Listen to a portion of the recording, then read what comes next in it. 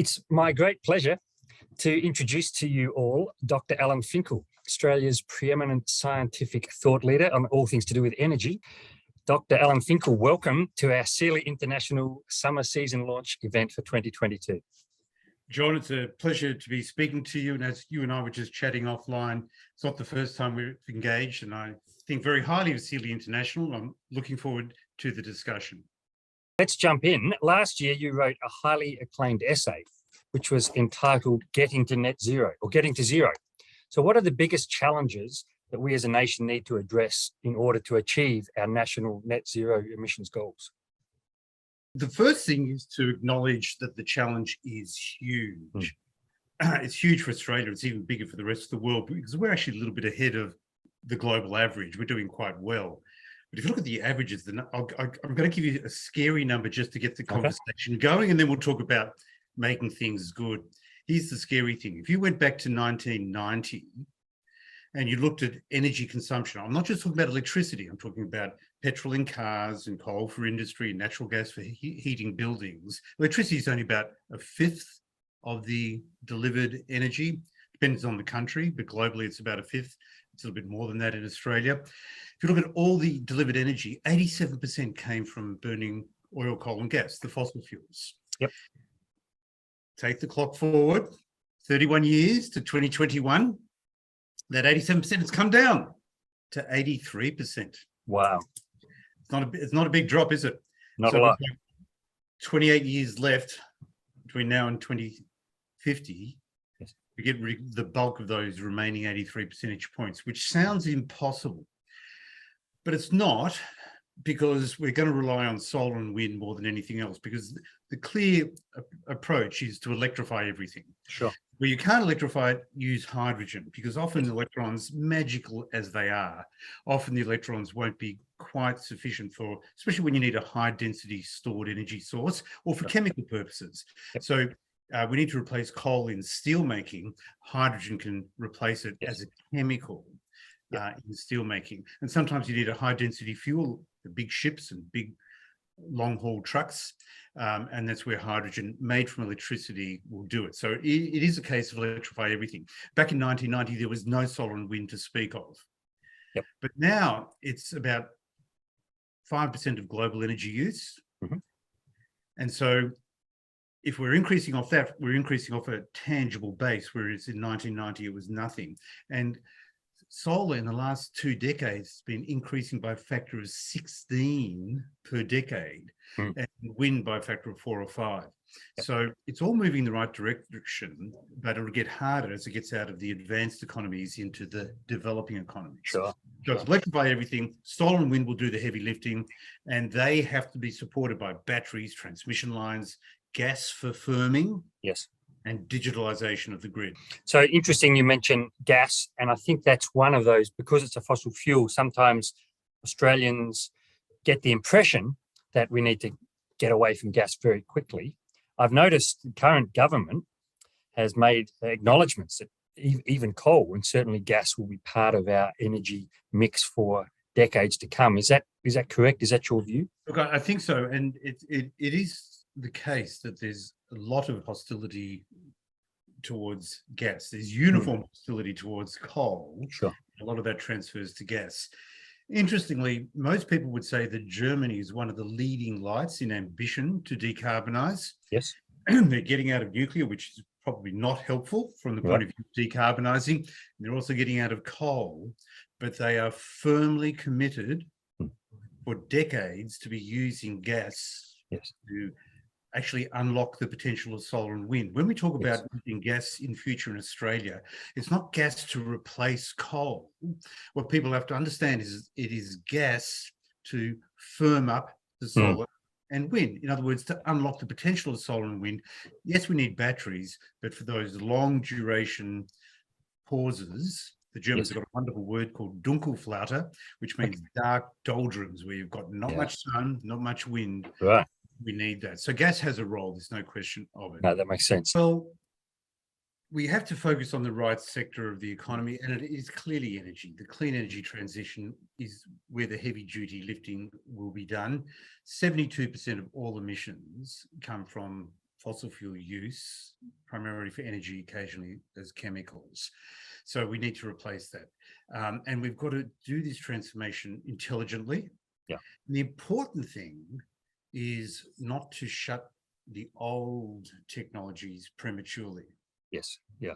Right? We have to worry about the energy system, which is inclusive, by the way, of transport and industry. Separately, we have to worry about the remainder, which is agriculture, fugitive emissions primarily, but they're very difficult.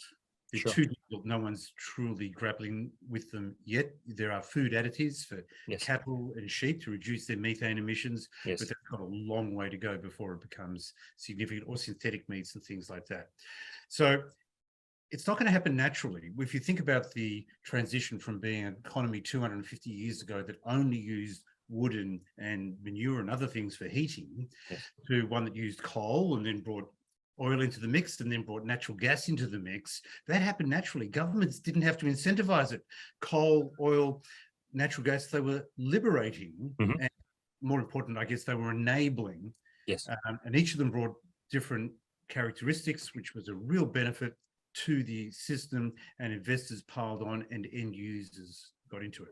Indeed. It doesn't happen naturally with solar and wind and batteries, but it is happening and it must happen.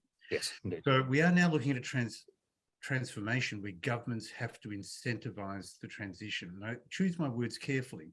Governments have to incentivize the transition, not punish the old technologies. Yeah. And the correct investment led by government will generate returns for the investors, for the companies. And in fact, it already is. Yes. And the other thing is, people have to understand that all meaningful progress is disruptive. Think about mobile phones, what they did to landlines. Think about what cars did to horses. Yes. We're going to see the same thing with green energy compared to fossil energy. It doesn't have to be more expensive. I actually firmly believe that when we get it right, a green powered economy will give us lower cost electricity and the benefit of zero emissions, because the investments should lead to revenue. Yeah. No, I think that's two key markers of getting it right, that you're not doing things prematurely, and that you are getting the benefits, the economic benefits as well of the new. So you mentioned, don't shut off the old prematurely. So let's talk about the Victorian gas substitution pathway and the cost to consumers and the stress on the electricity grid. So the Victorian and ACT governments particularly seem intent on switching off gas as soon as possible. They're incentivising homeowners to electrify right now. So I guess my questions are, is there any prospect of gas being switched off in the near future? And if so, at what cost to consumers and to the energy grid? And will it lead to the prospect of more blackouts? So let me just preface by almost repeating what I said before. It is fair for governments to incentivise the new, but they should not punish the old. And prematurely switching off gas to existing customers would be a huge inconvenience to those customers. So I actually can't see it happening. I know people talk about these things. A lot of people want to shut down coal and shut down gas and shut down this and shut down to force change, but you're then forcing change on people like the average homeowner who can't change the system. So you're going to increase costs for existing homeowners where they can't actually do something about those increased costs, and that's when you lose the support of the population. And I think governments understand that and be careful. So I don't see them switching it off prematurely, but I do see them incentivising the new. Question that we think about is our customer coming into one of our dealers saying, hey, I need to upgrade my air conditioning, my heating, cooling. I love my gas heater, but if I get a new one, are they going to switch off gas next year? And clearly can't happen. It's 10 years or something like that. It would be a sensible timeline. I don't think that customers, anybody selling a gas appliance today, I don't think you should be concerned that an existing customer is going to be switched off in 5 or 10 years. Recent events seem to me to demonstrate that we already have a critical shortage of electricity supply and transmission at peak demand times. And the precipitous switching off of gas will potentially, if we literally switched off everything, would double our electrical demand and exacerbate the energy crisis. And at the margin, is it true that switching off gas and demanding more electricity means that Australia burns more coal, because at the margin, the majority of our electricity generation comes from coal? Look, so we've been talking about forced disconnection or switching off the gas supply. And if you did, yes, in the short term, we'd use a lot more coal to produce the electricity. Yes. But we are marching fast.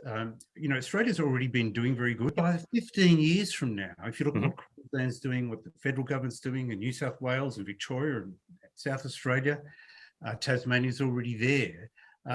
Over the next 15 years, probably by the mid-2030s, we'll be at 80 or 90% renewable electricity. Yep. I'm not sure that, most of the announcements are looking to close down the last coal generator by the mid-2030s, say by 2035. Yep. So it'll be solar and wind firmed up by gas. So it'll be a pretty clean electricity system. Brilliant. So at that time frame, it's not a problem at all. Yep. So I think most Australians, certainly we as a company, fully aligned on the goal, just the time frame and the process, and to do it in a balanced and a just transition, I guess. Following your service as Australia's chief scientist, you were appointed special advisor to the Australian government on low emissions technology. So what are some of the key technologies that can help us reduce emissions, and how can we increase awareness of our proven hyper efficient air conditioning technologies and the contribution that these can make?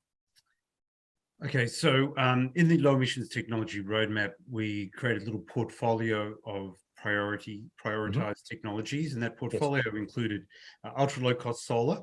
Yes. I mean, really cheap. Yep. Grid storage with batteries and other means. Yep. Low cost abundant hydrogen. Yep. Green steel. The world is going to demand green steel. We have to be part of that. Green aluminium. Yep. Similarly, car makers and others will demand green aluminium. We do recognize that you can't get to zero absolutely while humans are still walking on the face of the earth. Indeed. And cows. It's carbon capture and storage. Yes. And another one's soil organic carbon storage. Mm-hmm. And at a slightly lower level than the priorities, we identified electric vehicle quick charging and digitalization. Yeah.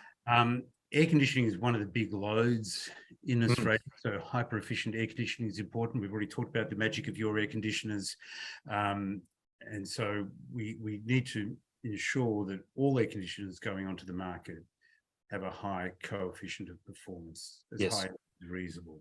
I don't think that the government can say the only air conditioners people can buy are from Seeley International. We think they should, but we understand they probably can't. Yeah. but you might be able to get a 10th star instead of 3-star, 4-star, or 5-star. Absolutely. You should make sure that the rating system acknowledges the extraordinary performance. Yes. Yeah, I appreciate that. Very good and very helpful. Are there any ways concerned citizens and business owners like all of us can advocate for more balanced, scientifically sound, economically rational approaches to emissions reduction? So the thing that's worked for me as chief scientist and as special advisor is stick with the facts. Always be evidence-based. It doesn't help. People tend to exaggerate or be blinkered and one-eyed. Stick with the facts. We know that we can decarbonize the electricity system.